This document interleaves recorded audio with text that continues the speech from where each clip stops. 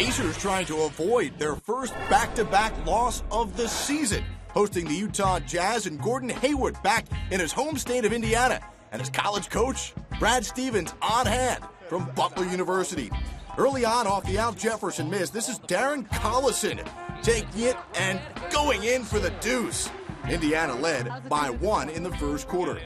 On to the second quarter we go. Roy Hibbert, the rejection on C.J. Miles. Danny Granger saves it over to Collison, and Collison, again, the high percentage look. He had 25. That was a game high. Now Hibbert on the other end of the floor, trying to make his case to become an Eastern Conference All-Star member.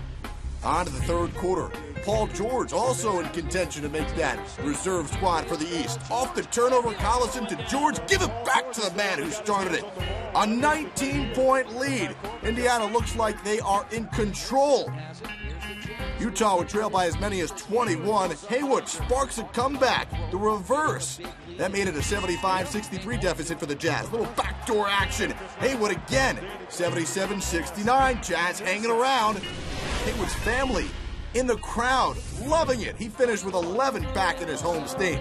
A.J. Price turns it over. C.J. Miles goes the distance. 84-79. Jazz knocking on the door. Then Derek Favors, the jumper from the block. He finished with 10. It was just a 1-point deficit, down by as many as 21. Paul Millsap trying to make the Western Conference All-Star team. He had 18 and 10. 3 minutes to go, tied at 95. Paul George from the top of the key. He connects. He had 14, and that was back to a 3-point advantage for the Pacers. With under 2 minutes to play, it would start to get sloppy for the road team. Al Jefferson gets called for the travel.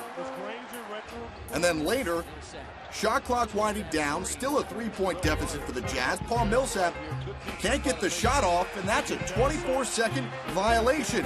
Still 98-95. Looking for the dagger.